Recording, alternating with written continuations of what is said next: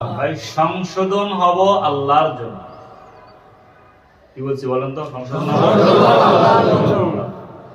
আব্বার জন্য হলেও হবে না, আম্মার জন্য হলেও হবে না, জাতির জন্য হলেও হবে না। এদেশে তো সংশোধনীয় আইন বহুত আছে, আছে না? এই করো সেই করো, পুলিশ আর্মি দিয়ে। তো যতক্ষণ মানুষ আল্লাহর জন্য সংশোধন না হবে ততক্ষণ যতই আইন করা হোক না কেন, আইনটা কোনো কি হবে না, কোনো কাজে লাগবে। এই জন্য দোস্ত বুজুর্গ, আপনারা অধিকাংশ নওজোয়ান যুবক, নবীজি আপনাদের জন্য সুসংবাদ দিচ্ছেন। কি দিচ্ছেন? সুসংবাদ। বলে জানো, যারা যুবক এরা যৌবনে, ভালো করে শোনা রাখেন, একজন বুড়া মানুষ আছেন আপনাদের এলাকায়, বুড়া মানুষ, তো বুড়া মানুষের 60 বছরের ইবাদতের যা দাম, একজন যুবক নওজোয়ান তার একটা রুকুর সে দাম। আল্লাহ এত খুশি হন নওজোয়ান সিজদা করলে, নওজোয়ান রুকু দিলে আল্লাহ কি হন? খুশি হন। নবীজি বলছেন, হ্যাঁ, কিয়ামতের ময়দানে 7 শ্রেণীর মানুষকে আল্লাহ আরশে আজিমের নিচে ছায়া দিবে। কোথায়? এটা কি মানে কিয়ামতের ময়দান মানে কি? এটা কি আপনার কুড়িগ্রামের খেলার মাঠ? না দোস্ত, কিয়ামতের একটা দিন হবে 50,000 বছর। কত বছর? 50,000 বছর। আম্মা জান আয়েশা রাদিয়াল্লাহু তাআলা আনহা নবীজিকে জিজ্ঞেস করছেন, ওগো আল্লাহর নবী, কিয়ামতের ময়দানে আমি শুনেছি মানুষ নাকি উলঙ্গ অবস্থায় উঠবে। কি অবস্থা? তো আম্মা জান আয়েশা বলে, উলঙ্গ অবস্থায় যদি ওঠে তাহলে তো মহিলা পুরুষ সবাই সবার চেহারা দেখবে। কি বলছে? মহিলা পুরুষ সবাই সবার চেহারা দেখবে। তো নবীজি বলছেন, না আয়েশা, কিয়ামতের মাঠটা এমন ভয়াবহ হবে যাহা মানুষ একবার মাথা উপরে তুললে নিচু করার সাহস পাবে না। কি বলছে বলেন? একবার মাথা উপরে তুললে নিচু করার সাহস পাবে না, আর যারা নিচু করবে তারা উঁচু করার সাহস নাই। বলেন তো, কিয়ামতের একটা দিন দুনিয়ার কত হাজার বছর? 50,000 বছর। সূর্য আছে না পৃথিবীতে? এই সূর্যের মুখ, যারা বৈজ্ঞানিক আছেন, বিজ্ঞানীরা বলেছেন সূর্যের মুখ 13টি। কয়টি? এই 13টি মুখের একটা মুখের উল্টা পিঠ এদিকে দেয়া আছে। কি বলছি বলেন তো?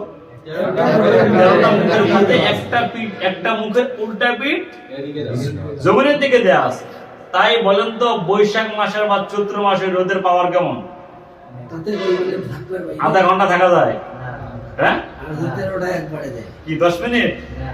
তাহলে বলেন, কিয়ামতের ময়দানে এই সূর্যটা পৃথিবীর থেকে এখন আছে 9,30,00,000 মাইল উপর। কত?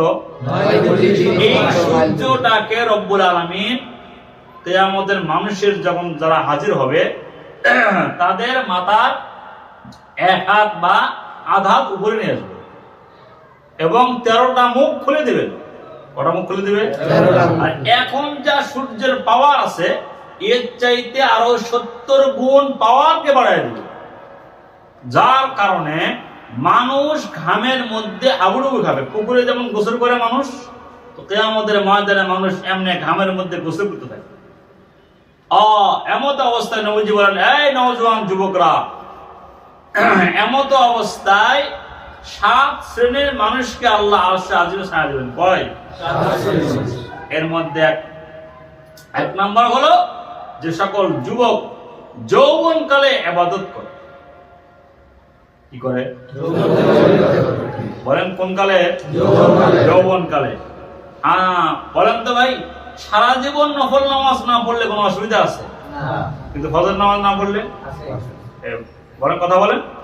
কেউ যদি লাইলাতুল বারাতের রাত্রে নামাজ নফল 1 রাকাতও পড়ছে না, কিন্তু সে এশার নামাজ জামাতে পড়ছে, ফজর নামাজ জামাতে পড়ছে, তার লাভ বেশি না যে রাত 2টার মধ্যে নফল নামাজ পড়ে গিয়ে পরে শুয়ে পড়ছে, পরে উঠ মনে ফজর নামাজ ভাব, তার লাভ বেশি। বলেন না কেন কার লাভ বেশি? বলেন। আপনারা জানেন তো বিভিন্ন এই কুড়িগ্রামে অফিস আদালত আছে, আছে না? সবাই চাকরি বাকরি করে না? তো কিছু মানুষ আছে যিনি ডিউটিও করে, অফিসের টাইম ঠিক রাখে, আবার মাঝে মাঝে বসের জুতে সোজা করে দেয়। কি কথা কন না কেন? আচ্ছা বলেন তো, বস তাকে ইজ্জত করবে না করবে না? কেমন? বেতন তো দিবে, আরো মাঝে মাঝে কি দেয়, ধর এটা তোর জন্য। বস জানে যে সে ডিউটি মানে তার কাজ ঠিক রেখেও বসের কি করে, খেদমত করে বা খোঁজ খবর নেয়। ঠিক দোস্ত বুজুর্গ, আরেকজন মানুষ অফিসে কোনো ডিউটি করে না, খালি বসের পিছনে পিছনে করে। হবে কথা না কেন ভাই? সম্ভব? এইটা এই জন্য নফল ইবাদত তখনই কাজে আসবে যখন আমার ফরজ ঠিক থাকে। কি বলছি ভাই বলেন তো? নফল ইবাদত কখন আমার কাজে আসবে? আমার ফরজ ঠিক থাকে। আপনারা যারা এখানে আছেন, অনেক সব ব্যবসায় একটা পুঁজি থাকে, থাকে না? আচ্ছা, পুঁজি লস করে কেউ ব্যবসা করে? এবার কথা বলেন না কেন? বলেন না কেন? কথা বলেন। পুঁজি লস করে কেউ ব্যবসা করে? করে না। তাহলে পুঁজি লস করে যদি কেউ ব্যবসা না করে, সব ব্যবসায়ীরা কি বলে? হুজুর আমার যাতে পুঁজি থাকে। কি বলে? আমার যাতে পুঁজি থাকে। তো ঠিক একজন মানুষের পুঁজি হলো 5 ওয়াক্ত নামাজ, এরপরে নফল তেলাওয়াত জিকির আজকার, এটা তার ব্যবসা। আল্লাহ পাক এর জন্য বলছেন, এই ঈমানদাররা, দুনিয়াতে থেকে তোমরা আখিরাতের ব্যবসা করো। কিসের ব্যবসা করবে? আখিরাতের ব্যবসা। এজন্য নবীজি বলছেন, আরশে আজিমে ছায়া পাবে 7 শ্রেণীর মানুষ। একদল যারা যৌবনে আল্লাহ পাককে ভুলে নেয়। সুবহানাল্লাহ বলেন না কেন? কেমনে? রাস্তায় বের হয়েছেন, মহিলা আপনারে বলছে আসেন আজকে 14 ফেব্রুয়ারি। আসেন এরকম মহিলা এলাকায়? হ্যাঁ, যুবকরা কি বলে? আসেন 14 ফেব্রুয়ারি। কিন্তু যুবক যদি বলে ইন্নী আখাফুল্লাহ, আমি আমার মালিককে ডরাই, যাও, তোমার মতো মহিলা আমার লাগবে না। নবীজি বলেছেন, হ্যাঁ, তোমার মতো যুবককে আল্লাহ আরশে আজিমের নিচে ছায়া দেবে। সুবহানাল্লাহ। আর যদি কোন যে হ্যাঁ আসে, অসুবিধা নেই, নারী পুরুষ সমান অধিকার, এটা হবে? হবে না দোস্ত। এই জন্য যৌবন কালটা সবচেয়ে দামি কাল। কি কাল বলেন? এই কি কাল বলো না কেন? এই জন্য যৌবন কালে দেখবেন সবাই আপনাকে তেল দেয়। তেল দেয় মানে কি? দাম দেয়। আসেন ভাই, এই করি সেই করি, অমুক করি তমুক করি। বুড়া বললে কিন্তু কেউ ডাকে না। আর কথা কন, বুড়া বললে কেউ ডাকে? বুড়া হলে বুড়া মানুষ সব জায়গায় ডিস্টার্ব করে না, তো দেখলাম তো শোনেন। তাহলে বোঝা গেল যৌবন কালটা দামি। এই জন্য দোস্ত বুজুর্গ, যৌবনে কেউ যদি নামাজ পড়ে, যৌবনে কেউ যদি 5 ওয়াক্ত নামাজ জামাতে পড়ছে, কিন্তু বুড়া হওয়ার কারণে সে আর মসজিদে যেতে পারে না, অসুস্থতার কারণে সে আর বিছানা থেকে উঠতে পারে না, তো আল্লাহ পাক বলেন, আমি ফেরেশতাদেরকে বলে দেই, খবরদার আমার এই বান্দা যৌবন কালে 5 ওয়াক্ত নামাজ দিয়ে জামাতে পড়ছে, এখন বুড়া মনের বিছানা থেকে উঠতে পারে না, তার উঠার শক্তি নাই, কিন্তু ফেরেশতারা তার আমল নামায় জামাতের সওয়াব লিখে দেয়। সুবহানাল্লাহ। এই জন্য যৌবন কালটা কি কাল দোস্ত? দামি কাল। কি কাল? সবাই বলেন কি কাল? দামি কাল। মহিলার প্রেমে পড়ে দামি জিন্দেগি নষ্ট করা যাবে? যাবে না। আরে দুনিয়ার মহিলার কি? মহিলার তো দুনিয়ার মহিলার তো সব জায়গায় ডিস্টার্ব, কিন্তু জান্নাতের হুরের কোন ডিস্টার্ব নাই দোস্ত। এমন চেহারা, যেই চেহারা মহিলা আপনি জীবনে দেখছেন, এরকম সুন্দরী ষোড়শী রূপবতী আল্লাহ পাক আপনার জন্য জান্নাতে রেডি করে রাখছে। সুবহানাল্লাহ। যাওয়া মাত্রই বলবেন আসো আসো, তোমার জন্য অপেক্ষা ছিলাম দীর্ঘদিন। আর মিয়া তোমার খবর নাই? হ্যাঁ, আরে আমি একাই না, আরো আছে। আমি তো কম সুন্দরী, আর যেগুলো আছে সেগুলো ভিআইপি। সুবহানাল্লাহ বলেন না? ভিআইপি। এবং এই সকল হৌরদের, আচ্ছা দুনিয়ার কোন মহিলার মুখ থেকে সুঘ্রাণ বের হয় না? না। কথা কন না, বের হয় না। হ্যাঁ, না কিছুক্ষণ দুনিয়ার মহিলার মধ্যে কোনো কি নাই সুগ্রাম? হ্যাঁ, সনবা ওটা ঠিক আছে, ওটা তো ভিন্ন কথা। কিন্তু জান্নাতি মহিলাদের থুতুর মধ্যেও সুগ্রাম আছে। এটা আল্লাহ কার জন্য রাখছে? আমাদের জন্য। কার জন্য রাখছে বলেন? কেন যৌবন নষ্ট করবো দোস্ত? যৌবনে কেন? আর ভালো করে মনে রাখেন, এই পর্যন্ত বানাইছে ফেরেশতারা। এই বন্ধু কে বানাইছে? ফেরেশতারা। আল্লাহ সামনে আনছেন, আল্লাহ পাক বলে ঠিক আছে তোমাদের দায়িত্ব শেষ, এবার আমার কাজ শুরু। তো ফেরেশতারা দাঁড়ায় আছেন, রব্বুল আলামিন বানাই দিয়েছেন। শুনতেছেন আপনারা? ভালো করে শুনুন। আল্লাহ পাক এখানে ডলেন, তো ফেরেশতারা কয় আল্লাহ এটা কি? এটার নাম থুতনি, এটা সমান করতে হবে, এটা বলতেছে আমার এই বান্দা চেহারা এখানে দাঁড়িয়ে উঠবে, নবীজির সুন্নত দাড়ি এখানে তার তৈরি। এটা গেল। এরপরে ঠোঁট। আচ্ছা বলেন তো আমাদের ঠোঁট দুটা বানাই দিয়েছেন কে? আল্লাহ বানাইছে না? হ্যাঁ বলেন, আম্মা বানাইছে?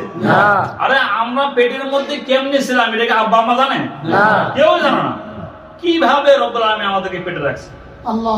আল্লাহ পাক কালামে হাকে বলেছেন যে তুমি যখন তোমার মায়ের পেটে রূহ দেওয়ার সাথে সাথেই সে খাবারের জন্য ছটপট শুরু হয়ে গেছে।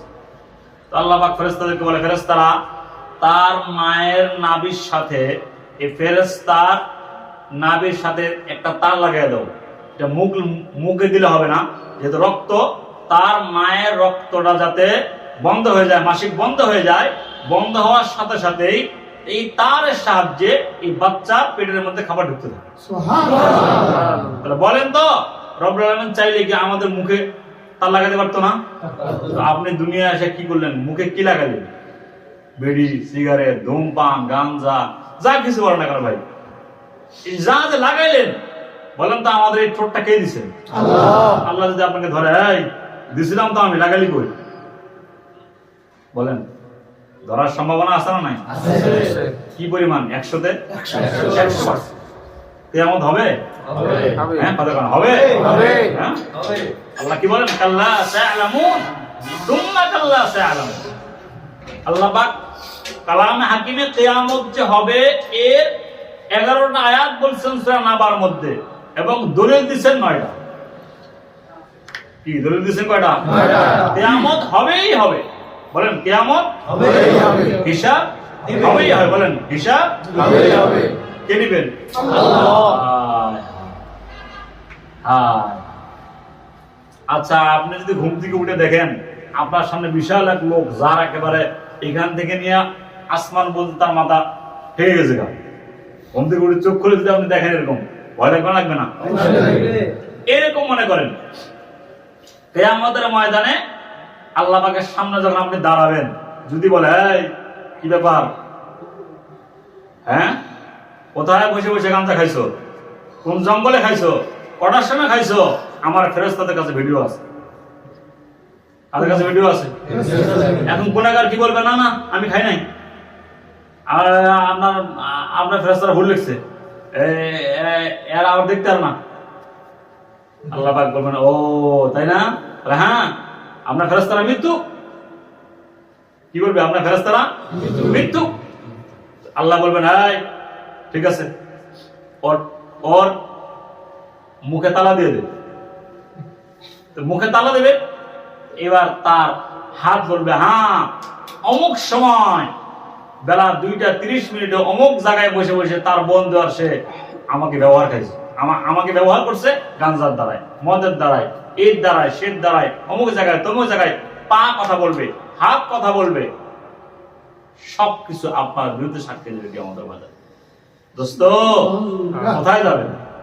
বলেন তো কোথায় যাবেন? যাওয়ার রাস্তা আছে? তো আমরা সুযোগ সময় থাকতেই তওবা করা দরকার। কি করা দরকার দোস্ত? কেন করব না? কেন? আরে জান্নাত তো আমাদের জন্য মিয়া। আরে জান্নাতে নিম্নে হুর থাকবে 70টা, সুবহানাল্লাহ, উপরে থাকবে 25 লক্ষ, সুবহানাল্লাহ, আর রাস্তা কম, সুবহানাল্লাহ। কত লক্ষ থাকবো? 25 লক্ষ। কেউ আইসা আমরা খাওয়াই দিব, কেউ আইসা মাথা মালিশ করে দেব, কেউ আরে মানে কি তো আল্লাহ পাক জান্নাত কার জন্য রাখছেন? আমাদের জন্য তো রাখছেন। আমাদের জন্য। হ্যাঁ বলেন ফেরেশতারা জান্নাতে যাবে না? আল্লাহ পাক তো বলছেন হ্যাঁ যে আমি মানুষকে বানাইছি হলো জান্নাতের মালিকানা দিন বানানোর জন্য। তো আমি আল্লাহ মানুষ বানাইছি। কিসের মালিকানা? জান্নাতের মালিকানা। দোস্ত কিসের মালিকানা বলেন? জান্নাতের মালিকানা। এই জন্য আরশে আজিমের নিচে ছায়া আমাদের পাওয়া দরকার আছে না নাই বলেন? তাহলে কয়দিন নামাজ ছেড়ে দিলে পাওয়া যাবে বলেন? বলেন না ভাই, কয়দিন নামাজ ছেড়ে দিলে পাওয়া যায় বলেন? যুবক মানুষ আপনারা, যৌবনের এক একটা ফজরের নামাজ, দোস্ত এক একটা ফজরের নামাজ আপনার কিয়ামতের ময়দানে এই যে ভয়াবহ অবস্থা, এইটা থেকে বেঁচে থাকার জন্য আপনার জীবনের ফজরের নামাজ এটা আপনার দিনের শুরু। তো নবীজি বলছেন কেউ যদি ফজরের নামাজ পড়ে আল্লাহ তার জিম্মাদার হয়ে যাবে। আচ্ছা আপনারা বলেন তো, আল্লাহ যদি কারো জিম্মাদার হয় তারা কিছু লাগে? আপনি যে অফিসে চাকরি করেন, এই অফিসের মালিক যদি আপনারা হয় তা আপনার সুবিধা বেশি না অসুবিধা বেশি?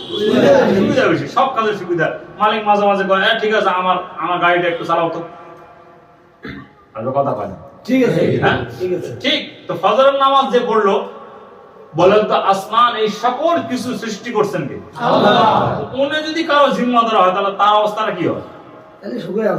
তো এই জন্য তওবা, বান্দা বান্দি যখন তওবা করে আল্লাহ সবচেয়ে বেশি খুশি হয়।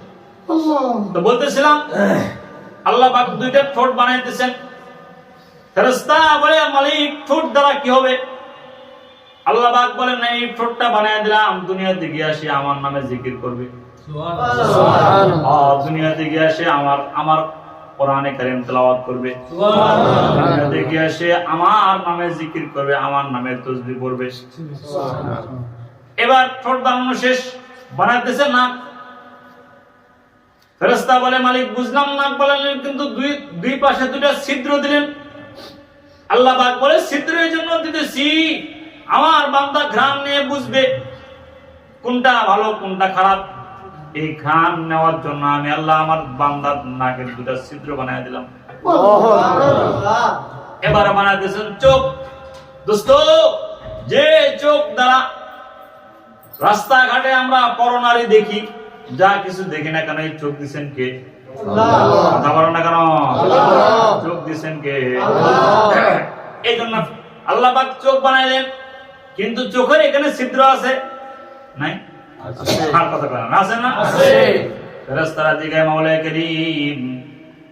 চোখ বানাইছেন বুঝলাম ভালো কথা, কিন্তু ছিদ্র আছে যে। আল্লাহ পাক বলেন আমার বান্দা বান্দি গুনাহ করবে, এটা আমার জানা আছে। শয়তানের ধোঁকায় তার গুনাহ অবশ্য হবে, কিন্তু ফেরেশতারা তার চোখের পানি যখন সে বুঝতে পারবে যে আমার গুনাহ হয়ে গেছে, আমার গুনাহ হয়েছে, আমার মাপ চাওয়া দরকার, আল্লাহ পাক বলে ফেরেশতারা তোমরা সাক্ষী থাকো, আমার এই বান্দার চোখের পানি গড়াইয়া ছিদ্র দিয়া নাকের আগায় আসার আগে তার জিন্দেগি গুনাহ মাফ। সুবহানাল্লাহ। চোখ বানাইলাম, এরপর আল্লাহ কপাল বানাইতেছেন। ফেরেশতারা বলে আল্লাহ এটা কি? বলে এটার নাম কপাল। বলে এটা এত সমান কেন? বলে এটা উঁচু নিচু বানাই না, উঁচু নিচু বানাইলে আমার বান্দা সিজদা দিতে কষ্ট হবে, এজন্য সমান বানাই দিছি। সে দুনিয়াতে গুনাহ করবে ঠিকই, কিন্তু গুনাহ করা অবস্থায় সে তওবা করার সিজদায় আমার কদমে সিজদা দিলে তার সব গুনাহ মাফ। সুবহানাল্লাহ। এজন্য দোস্ত বুজুর্গ, আব্বা আম্মা থেকে মাপ পাওয়া যা সহজ, এর চাইতেও কোটি গুণে সহজ আল্লাহ পাকের কাছে মাপ পাওয়া। সুবহানাল্লাহ। এজন্য কি আল্লাহ পাক বলেন ইল্লা মান তাবা ওয়া আমানা ওয়া আমিলা আমালান সলিহা, যারা তওবা করে এরপরে নেক আমল করে। কি আমল করে দোস্ত? নেক আমল। তওবা আজকে করলাম কালকে ছেড়ে দিলাম, এটার নাম তওবা না। ইস্তেকামত থাকে যে গুনাহ করবই না, ইনশাআল্লাহ বলেন ইনশাআল্লাহ। গুনাহ কি করবই না, এরকম সিদ্ধান্ত নেন, তো দেখবেন আপনার রিজিক তো আসমান থেকে আসবে। সুবহানাল্লাহ। রিজিকের মালিক কে? আল্লাহ। আচ্ছা আমরা হুজুররা, আপনাদের কি মনে হয় আমরা হুজুর 1 লাখ টাকা বেতন পাই? না। আমাদের সাথে ভিআইপি চলে বাংলাদেশে কোনটা আছে? নাই। এ কথা বল না কেন? হ্যাঁ, আমাদের সমাজে বহু লোক আছে হুজুর খাওয়া নাই, আর হুজুর দিয়ে মেয়ে বিয়ে দেওয়া যাবে না কেন? ছেলে তো দাঁড়িয়ে আছে, এই ছেলে আমার মেয়েকে কি করে খাও? কি এরকম লোক আছে না? বলে না কেন? তো বলেন তো, হুজুররা মসজিদে বেতন পায় কত? 5,000, 6,000, 8,000, 9,000। এই 9,000 টাকা দিয়ে হুজুররা কিন্তু যে পরিমাণ খায় এটা আপনি কল্পনা করতে পারবেন। তাহলে বোঝা গেল রিজিকের জিম্মাদার কে বলেন? আল্লাহ। সবাই বলেন আল্লাহ। সবাই বলেন আল্লাহ। জোরে বলেন আল্লাহ। রিজিকের জিম্মাদারি আল্লাহর হাতে। আর আমি যদি মালিকের কাজ করি, মালিক আমার দিকে দেখবে না? অবশ্যই। কি কথা কন না কেন? অবশ্যই। আমি যদি মালিকের কাজ করি, আমাদের এক ভারত বর্ষের এক বুজুর্গ ছিল শাহেদ রহমতুল্লাহ আলাইহি। ঝড় উঠছে, কি উঠছে ভাই? ঝড় উঠছে। তোমার বউ বলে কি ব্যাপার, আমাদের তো ছোট ঘর, ঝুপড়ির ঘর, এই ঘর নিয়ে আবার কোন সময় দূর দেয় ঝড়ে, কাজ করেন। ওই আগের মানুষ তো বাঁশ দেয় কিন্তু ঘরের মধ্যে ধোকা দিয়ে রাখতো, হ্যাঁ রাখতো না? ওনাকে বলতেছে কাজ করেন গেলে মানে এই খুঁটিগুলো ভালো করে করে দেন। উনি বলে আচ্ছা ঠিক আছে। উনি খুঁটি নিয়ে করছে কি, যেদিক থেকে বাতাস আসতেছে উনি ওনার ওই ঘরের চাল বা ঘরের দেয়াল ওদিকে ফেলতেছে। বউ গায়ে মিয়া আমি মাথা খারাপ, যেদিক থেকে বাতাস আমাদের ওদিকে ঢালেন, আর কিছুক্ষণ পর তো ঘর যা সব শেষ। উনি বলে না, আমার আল্লাহ যা চায় আমিও তা চাই, আমার আল্লাহ যা চায় আমিও তা চাই। উনি যদি চান তো আমি আর কি করবো? ঠেলো। আলহামদুলিল্লাহ সবার ঘর নষ্ট হয়েছে, ওনার ঘরে কিছু হয়নি। ঠিক আছে, উনি চায় আমি কি করবো? উনি চাইতেছে আমার ঘর ভাঙুক, ঠিক আছে আমিও চাই। উনি যা চান আমিও তা চাই। সুবহানাল্লাহ বলেন না ভাই? এই জন্য কি আপনার মালিক আল্লাহ আপনার রিজিকের ব্যবস্থা করছেন। তো গুনার কাম ছেড়ে দিতে হবে। কি কাম ছেড়ে দিতে হবে? আপনি তওবা করলে আল্লাহ এটাই বলছেন, ইল্লা মান তাবা ওয়া আমানা ওয়া আমিলা আমালান সলিহা। কথা বলেন না কি ভাই? কথা বলেন না। আমার মূল্যবান সময় আমি আপনাদেরকে দিতেছি, আমি কিন্তু কোথাও ওয়াজ করি না। এই রাতে আমি কোথাও কি করি না বলেন? এই যে আমার নাতনিরা আমাকে বলে রাখছিল যে মাদ্রাসা যারা আছে ছাত্রীরা নানু মাগরিব পরে, আমি বললাম দেখা যাক, কারণ ওই ওয়াজ করতে গেলে আমার কাম শেষ। কিন্তু আপনাদের দরকার, এই জন্য আসছে। এই জন্য ভাইরা বলেন তো, আল্লাহ পাক এই জন্য বলছেন কেউ যদি তওবা করার পরে নেক আমল করে, কি আমল করে? ইল্লা মান তাবা ওয়া আমানা, যারা তওবা করে এবং ঈমান আনে। কি আনে? ঈমান আনে। বলেন ঈমান আনে। ঈমান আনে এবং তওবা করে। ঈমান আনে এবং তওবা করে। তারপরে ইল্লা মান তাবা ওয়া আমানা ওয়া আমিলা আমালান সলিহা, যারা নেক আমল করে, ফাউলাইকা ইউবাদদিলুল্লাহ সাইয়্যাতিহিম হাসানাত। আল্লাহ বলেন যারা ঈমান আনার পরে তওবা করার পরে যারা নেক আমল করে, পিছনে তার সব গুনাহ মাফ হয়ে যায়। সুবহানাল্লাহ। যে পরিমাণ গুনাহ ছিল এই পরিমাণ আমল নামায় নেকি দ্বারা ভর্তি হয়ে যায়। আল্লাহ। তাহলে বলেন তওবা দরকার আছে না নাই? আছে। কি পরিমাণ?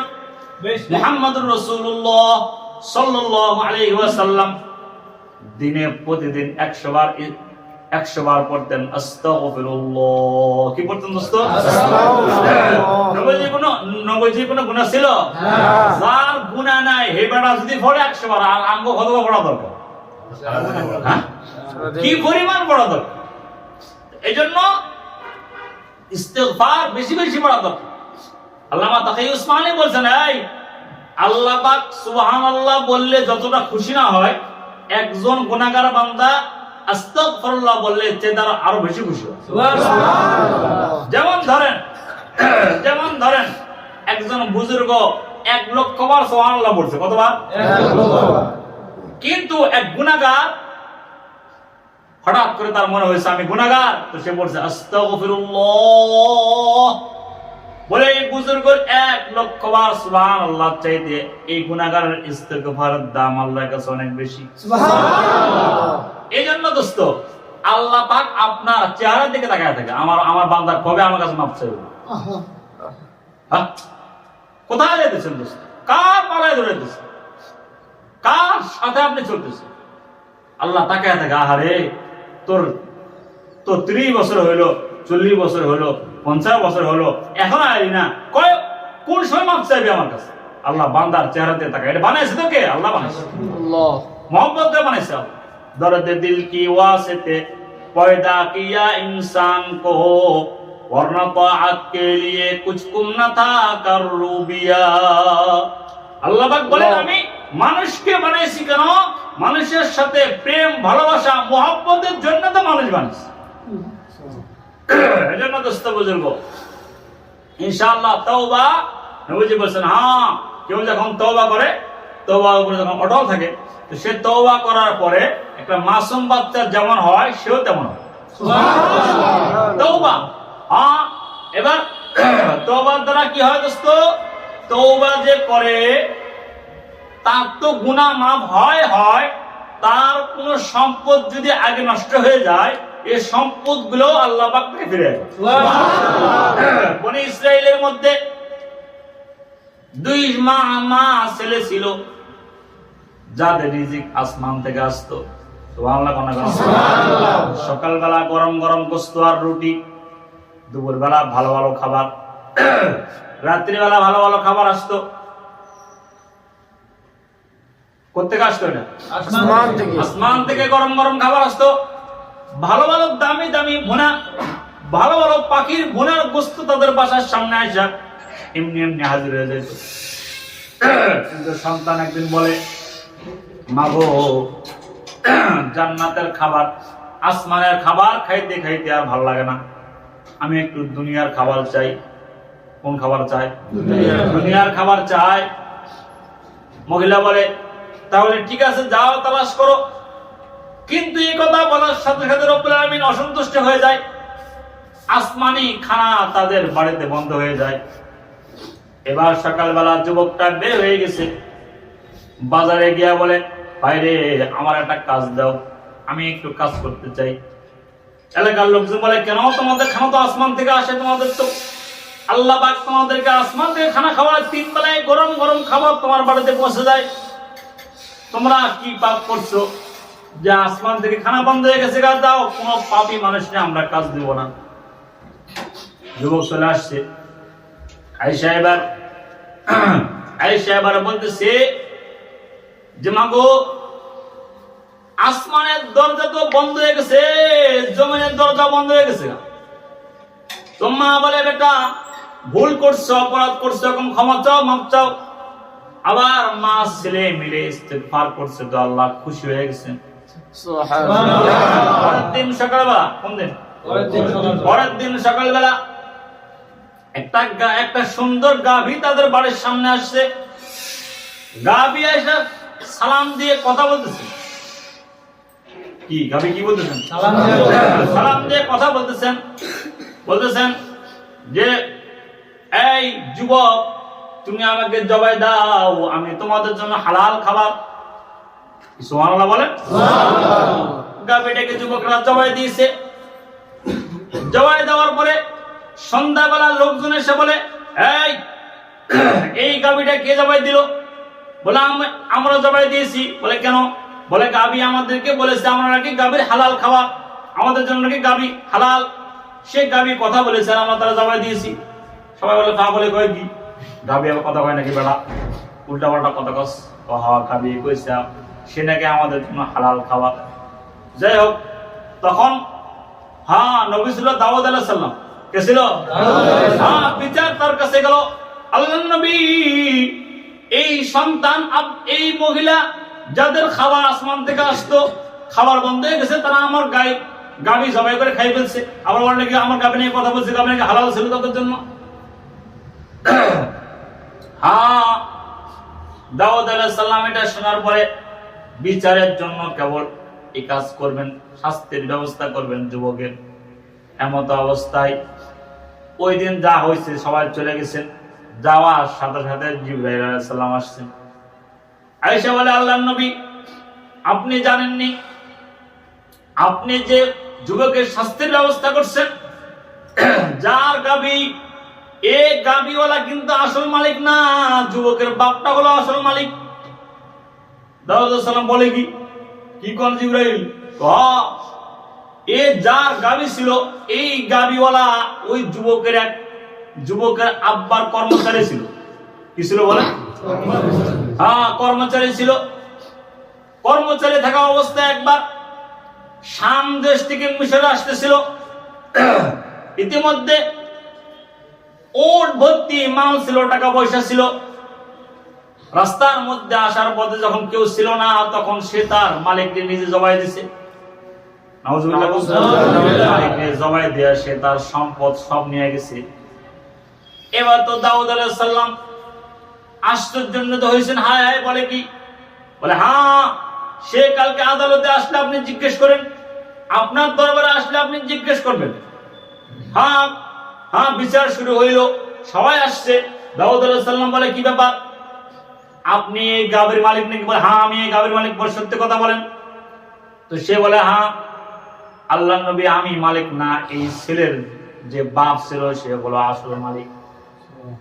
তার ব্যবসার মধ্যে এরকম ভালো ব্যবসা ছিল তার, আমি তাকে রাস্তায় জবাই দিয়ে তার সব মাল নিয়ে গেছি। কিন্তু আল্লাহর নবী এতদিন পরেও তাদের মাল ফিরে পাওয়ার কি হাতিয়ার?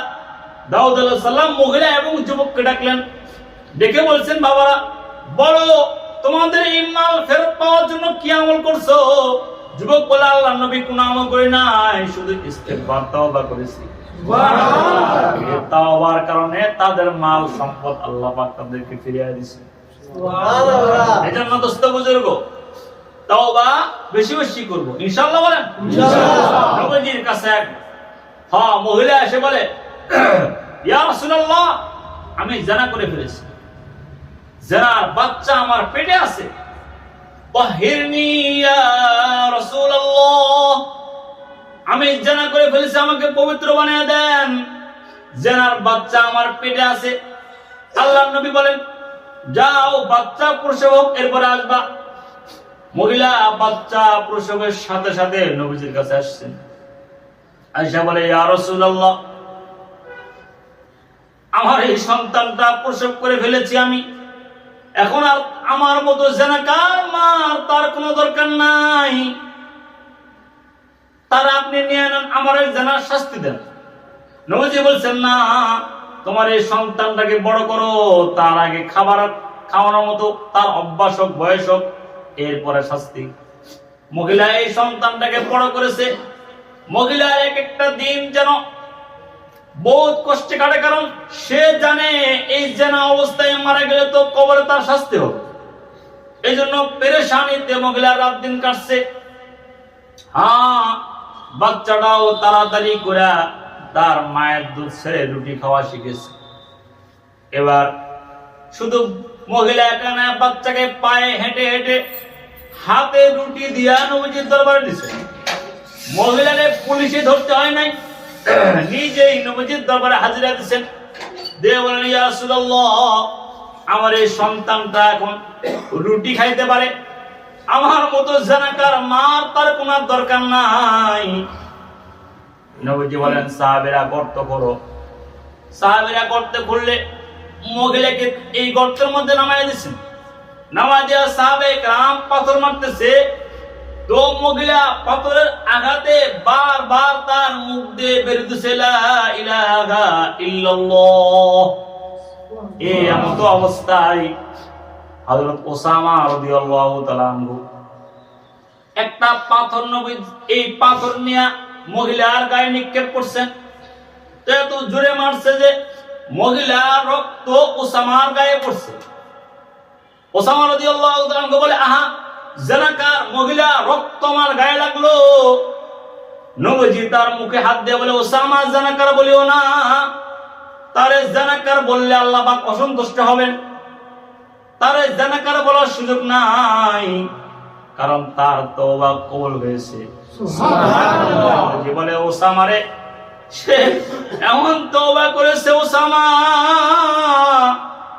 পুরা মক্কার মানুষকে ভাগ করে দিলে তার তওবার একা তওবায় পুরা মক্কার মানুষের জান্নাতে যাওয়া, এই পুরা মক্কার মানুষের জান্নাতে যাওয়াটা যথেষ্ট হয়ে যাবে।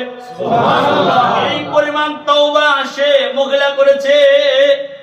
একটা মাত্র ভয়, সেটা হলো ইয়া রাসূলুল্লাহ, আমি কবরে আর কিয়ামতের ময়দানে জানাকারের কাতারে আমি দাঁড়াতে চাই না। এই জন্য যুবক ভাইরা, আপনারা অধিকাংশ যুবক মানুষ এখনো সময় আছে। মালিক ইবনে দিনার রহমতুল্লাহ আলাইহি, যিনি বড় মুহাদ্দিস ছিল, আগের জামানায় মুহাদ্দিস ছিল না, উনি শুরু জীবনে 24 ঘন্টা আমাদের আড্ডাখানায় কাটাইতো। কোথায় কাটাইতো? মদ খাইতো, পড়ে থাকতো।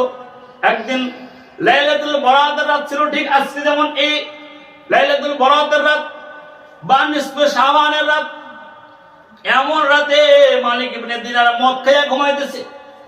স্বপ্ন দেখে তার পিছনে বিশাল এক সাপ দাঁড়ায় রয়েছে, তারে সাপ তাড়া করতেছে। সে দৌড়াইতে উনি যত দূরে দৌড়ে সাপও দৌড়ে। রাস্তার মধ্যে এক বুড়া মানুষের সঙ্গে ওনার দেখা হয়েছে। চাচা, আমার সাপে তাড়ায় দেয়। কয়, বাবা আমি বুড়া মানুষ, কিছু করতে পারি না, আমার দ্বারা সম্ভব নয়। উনি দৌড়ে গিয়া পাহাড়ের উপরে উঠছেন। পাহাড়ের উপরে উঠা মাত্র দেখে ওনার একটা ছোট্ট মেয়ে আগে ইন্তেকাল করছিল। সেই মেয়েটা ওনাকে দেখা মাত্র দৌড়ে আসছে, এসে বলে, আব্বু আসসালামু আলাইকুম। উনি বলে, মা গো, তুমি তো মরে গেছো, তুমি এখানে কেমন? বলে, আব্বু ওই যে বিল্ডিং দেখা যায়, ওখানে আল্লাহর নবী ইব্রাহিম খলিল আমাদেরকে পড়ায়, আমি কোরআন শিখেছি। আব্বু তোমার এই অবস্থা কেন? মালিক ইবনে দিনার বলে, তাহলে মা বল, ওই যে সাপটা আমাকে তাড়া করতেছিল, ওটা কে? বলে, তোমার বদ আমল। আর ওই যে বুড়া মানুষটা যে তোমাকে সহযোগিতা করতে পারে না, সে তোমার নেক আমল। তার মানে তোমার নেক আমলটা অনেক কম, দুর্বল, আর বদ আমলটা অনেক বেশি ভারী, অনেক সবল। মেয়েটা বলে, আব্বু আমি কয়েক পারা কোরআনের হাফেজ হয়েছি, আমি কোরআন পড়তে পারি, তোমার আর সুযোগ তুমি ছেড়ে দাও, আজ থেকে তওবা করো, মদ আর খাবা না। মালিক ইবনে দিনার মেয়ের হাতে এই কথা শুনতে শুনতে ওনার ঘুম ভাঙলো। রাত বাজে 3টা। মালিক ইবনে দিনার রহমতুল্লাহ আলাইহি সাথে সাথে ঘুম থেকে উঠা সাথে সাথে গোসল করছেন, দৌড়ে মসজিদে গেছেন, এক সিজদা দিয়েছেন, তো ফজর পর্যন্ত কাঁদছেন, ফজরের নামাজ জামাতে পড়ছেন, এরপরে বের হয়ে গেছেন, শাইখুল হাদিস হয়েছেন। এত বড় মুহাদ্দিস হয়েছেন যে পরবর্তী জামানায় মালিক ইবনে দিনারের কাছে লক্ষ লক্ষ ছাত্র হাদিস শিখেছে। মালিক ইবনে দিনার রহমতুল্লাহ আলাইহি একদিন আসরের পরে এমন অবস্থান, সে তওবা এমন আল্লাহ পাক তার কবুল করছেন যে জিন্দেগিতে ফেরেশতাও দেখছেন। সুবহানাল্লাহ। আসরের পরে কবরস্থানে যা দেখতেছে 3 জন বসে আছে, 3 জন বসে আছে। তো উনি বলে, হয় তোমরা কারা ভাই? বলে, আমরা আসমানি ফেরেশতা। কিসের হিসাব করো?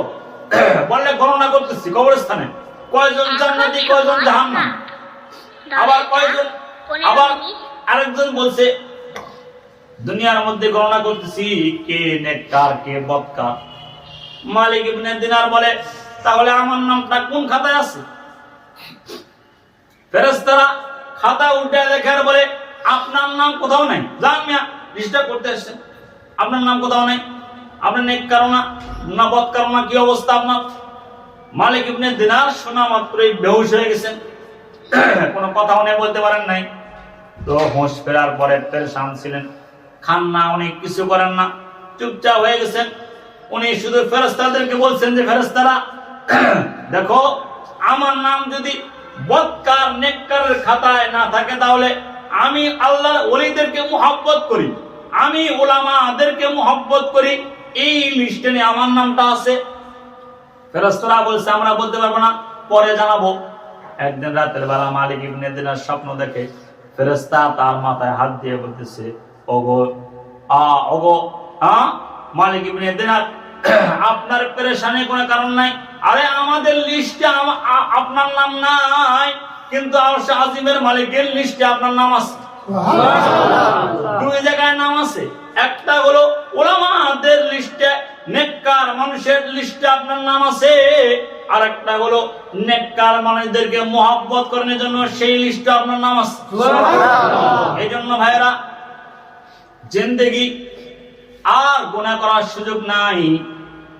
এই আজকের রাতে যদি তওবা নসিব হয়, এই অবস্থায় মারা গেলে আপনার জিন্দেগির সব গুনাহ আল্লাহ মাফ করে দেবে। এই জন্য তওবার রাস্তা খোলা আছে না নাই? বলেন না আছে? আর কত গুনাহ হবে দোস্ত, আর কত মোবাইলের গুনাহ হবে, আর কত জিনার গুনাহ হবে, আর কত মদের গুনাহ হবে, আর কত গামজার গুনাহ হবে, আর কত অশ্লীলতার গুনাহ করবেন। কারণ হায়াতের জিন্দেগি, আপনার মতো কত যুবক গত সপ্তাহে শুনছি, গত সপ্তাহে শুনেছি, নতুন বর বিয়ে করতে গেছে, বিয়েও শেষ, রাস্তায় আসতেছে, স্ত্রীর সাথে বসা, কবুল টবুল সব ক্লিয়ার, রাস্তায় মারা গেছে। কি দোস্ত, হায়াত কার হাতে? কার হাতে? আমার হাতে না, আল্লাহর হাতে। এই জন্য ইনশাআল্লাহ আমি মুসাফির মানুষ, আপনাদের সামনে লম্বা কথা বলার মতো অবস্থান নাই, সময় নাই। এই জন্য কথাবার্তা বলছি হলো ইনশাআল্লাহ যুবক যৌবনে আল্লাহর ইবাদত করুন, তো দেখবেন কিয়ামতের ময়দানে নবীজি আপনার কপালে চুমু দিয়া জান্নাতে পাঠায়। সুবহানাল্লাহ। যাও যাও, তোমার তো আমি খুঁজতেছি। হাউজে কাউসারের হাতের পিয়ালা নবীজি তো এরকম উম্মতকে খাওয়ায় দিবে। সুবহানাল্লাহ। এজন্য দোস্ত বুজুর্গ, ইনশাআল্লাহ আমরা এই যে আপনাদের এত সুন্দর পরিবেশ, সংশোধন হবো। আমি আগে বলছি, সংশোধন হবো কার জন্য? কার জন্য? আল্লাহর জন্য। শোনেন, বান্ধবী যেটা পছন্দ করে এটা বন্ধু করে না? করে না? এ কথা করে নাকি? রাত 12টার সময় মিস কল দিছি, তো কল ব্যাক করবে কেডা? হয় আমি। তুমি কই? আমি তো কুড়িগ্রাম আলিয়া মাদ্রাসা ওখানে আছি। তুমি কই? বাসায়। তাড়াতাড়ি আসো। যায় কি জানা? কথা কানা যায় না? কেমন যায়? বান্ধবী এসে পড়ছে, ও সারা যায়। বলেন তো আপনার এই বান্ধবী আমাদের কোন কাজে আসবে? কোন কাজে আসবে? বলেন না ভাই, সবাই বলেন। কোন কাজে আসবে না। আপনার বান্ধবী আপনার সুপারিশ করবো? আরে বান্ধবী তো বড় হিসাব। নিজের মাও বলবে আমার দুনিয়াতে কোনো বিয়ে হয়েছে না। আপনারা আমার জন্ম দিচ্ছেন, আমার তো দুনিয়াতে বিয়ে হয়েছে না, আমি জন্ম কবে দেবো? এটা আল্লাহ পাক কালামে হাকিমে বলছে। এই জন্য আল্লাহ বলছেন, বান্দা আমার চাইতে বড় বন্ধু তোমার কেউ নেই। বলেন, আল্লাহ চাইতে বড় বন্ধু আর আল্লাহ কে বলেন? আল্লাহু ওয়ালিয়ুল্লাযীনা আমানু ইখরিজুহুম মিনাল যুলুমাতি ইলান নূর। আল্লাহ বলেন, ঈমানদারদের জিম্মাদার আমি আল্লাহ। সুবহানাল্লাহ। তাদেরকে গুনাহের রাস্তা থেকে বের করে আলোর রাস্তায়, জান্নাতের রাস্তায় পরিচালিত আমি আল্লাহ করে থাকি। সুবহানাল্লাহ। এইজন্য ভাইরা সবাই যুবক নিয়ত করে দেন ইনশাআল্লাহ যে গুনাহ করব না। ইনশাআল্লাহ বলেন। ইনশাআল্লাহ। হ্যাঁ, জোরে বলেন ইনশাআল্লাহ। তো দেখবেন আপনার এই যৌবনের দাম আল্লাহ কিয়ামতের মাঠে দিবেন। যুবক আসো আসো, তোমার জন্য আমার আরশে আজিমের নিচে ছায়া আছে, আসো। সুবহানাল্লাহ। নবীজি আপনার কপালে চুমু দিবেন। সুবহানাল্লাহ। নবীজির দামি মুখ যদি আপনার কপালে পড়ে কেমন লাগবে? ভালো লাগবে। আবার এইজন্য যুবক যৌবনে আল্লাহ পাককে ডাকেন, তো দেখবেন আল্লাহ খুশি হবেন। এমন রিজিক আপনার ব্যবস্থা করবেন যে রিজিক আপনার কল্পনার বাইরে। তার জন্য ইনশাআল্লাহ আজকের রাত আমরা আজ থেকে যারা নামাজ পড়ে না, যুবকরা মসজিদে গেলে তো মসজিদে জায়গা হওয়ার কথা না। কি কন? বাংলাদেশে কি যুবক কম আছে? হ্যাঁ, আন্দোলন এমন দিছে, এক আন্দোলন তো মাশাআল্লাহ একেবারে সব ক্লিয়ার। যুবকরা সব পারে, এক কথা কেন? যুবকরা কি পারে বলে? সব পারে। যুবক সাহাবীরা, ওমর রাদিয়াল্লাহু তাআলা উনি কি ছিল? যুবক ছিল। কি ছিল? আরে যুবক মানে কি? মক্কার একেবারে সন্ত্রাসীদের লিডার উনি, যুবক বয়সে। কেউ কথা বললে সাথে সাথে নামায় দে বল। এরকম হযরত ওমরকে আল্লাহ পাক যৌবনে কবুল করছে, ইসলাম গ্রহণ করে। বলে নবীজি নামাজ কোথায় পড়েন? ভাই আমাদের তো এখন লোকজন নাই, মাত্র আমরা 40 জন লোক, আর মক্কার লোকদের যে অবস্থা, কাফেরদের অত্যাচারে আমরা সিফা সাফায় নামাজ পড়ি আর কি, চুপচাপ, কার কিছু কম যাবো না, এনে পড়ো এনে পড়ো। হযরত ওমর কয়, ইয়া রাসূলুল্লাহ, আমারে লইয়াও যদি আপনি সিফা সাফা নামাজ পড়বেন, তা আমার দাওয়াত দিবেন কেন? কি সুবহানাল্লাহ পড়েন? আমারে লইয়াও যদি আপনি সিফা সাফা নামাজ পড়েন, তাহলে আমার ইসলাম গ্রহণ করার দরকার না, আপনি খায়েন, আমি যাই। আর যদি বলেন হ্যাঁ আমি ওমর আসার কারণে আপনি খুশি, তাহলে বাইতুল্লাহ এখন ডাইরেক্ট আজান হবে, নামাজ বাইতুল্লাহ হবে। হযরত ওমর এবার যায় কয় কি, এই মক্কার লিডাররা আসো, বাইতুল্লাহ আজান হচ্ছে, দেখি তোমাদের বুকের ফাটা কত, কে কার স্ত্রীকে বিধবা করতে চাও, আসো আমি ওমরের সামনে। আবু জেহেল কয়, কি রে কাটতে ফাটালাম মাথা, এখন দেখি আমাকে হুঁশিয়ারি দেবে, সাবধান, হুঁশিয়ার না হুঁশিয়ার সাবধান। কিও কয় কয় আর কাম নাই, হযরত ওমরকে আল্লাহর কোরআনে সাইজ করে দিয়েছে। এজন্য যুবক ভাইরা আর গুনাহ করার সুযোগ নাই, আছে? আর কিয়ামতের ময়দানে আল্লাহ পাক নিজে বলছেন, ফাকাইফা ইযা জিনা মিন কুল্লি উম্মাতিন বিশাহিদ। আল্লাহ পাক তার রাসূলকে বলবেন, ওগো নবী, আপনার উম্মতের আমলনামা আপনি দেখেন, আমি দেখব না।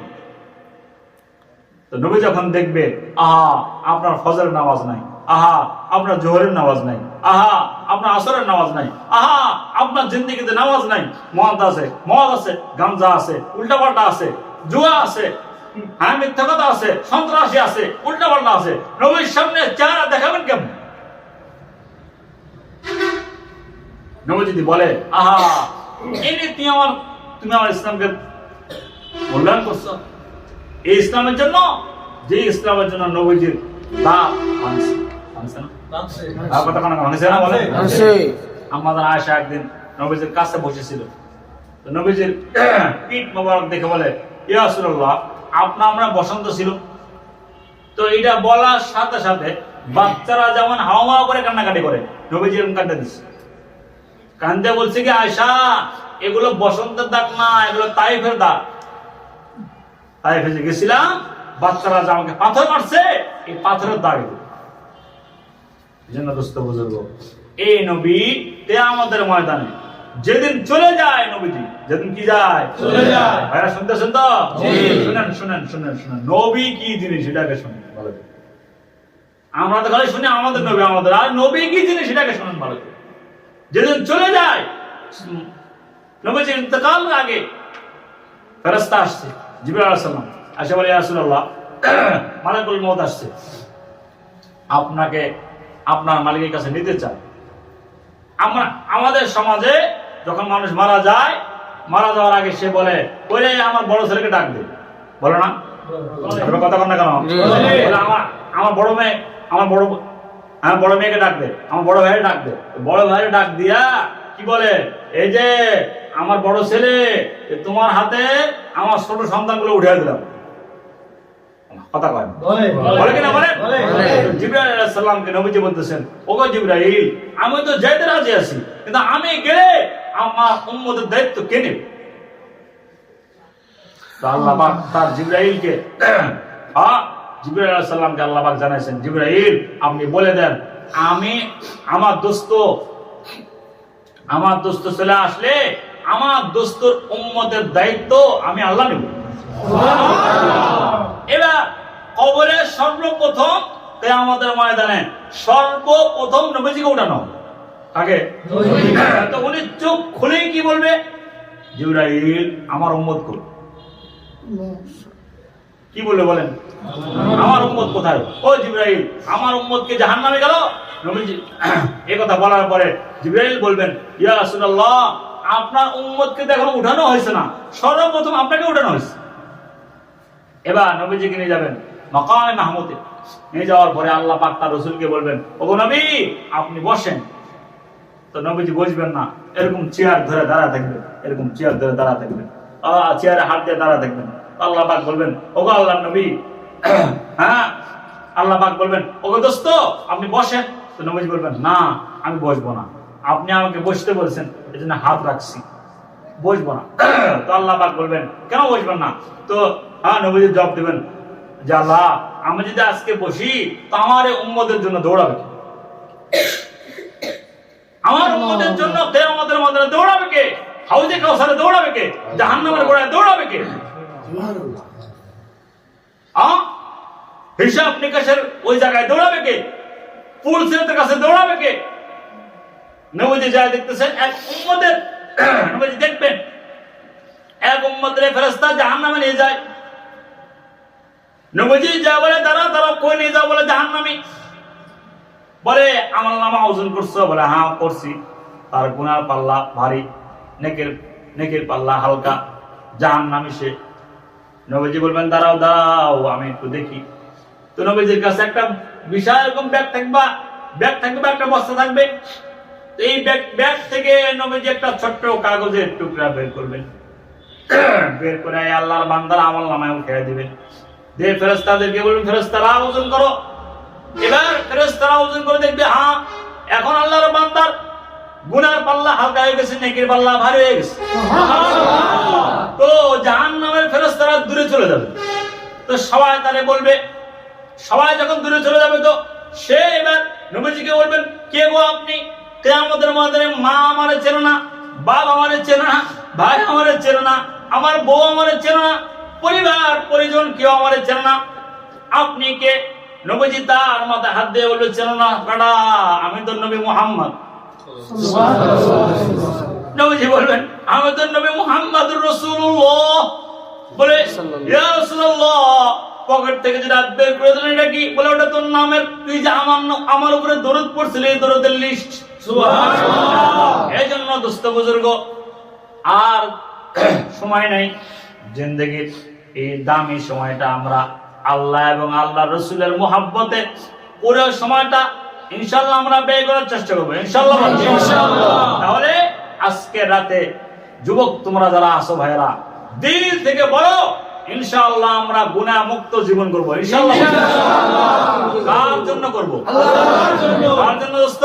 আল্লাহর জন্য। আল্লাহর জন্য করলে কিয়ামতের ময়দানে আল্লাহ ডেকে বলবেন, ও তুমি আমার জন্য গুনাহ ছেড়ে দিছো, যাও, তুমি তো বিনা হিসাবে জান্নাতে। সুবহানাল্লাহ। যাও যাও। এজন্য দোস্ত বুজুর্গ, ইনশাআল্লাহ আল্লাহ তাআলা আমাদেরকে এই লম্বা আলোচনা পরিপূর্ণতা আল্লাহ পাক আমাদেরকে দান করেন, সুবহানাল্লাহ, এবং আমাদের গুনাহ মুক্ত জিন্দেগি রব্বুল আলামিন আমাদেরকে দান করেন।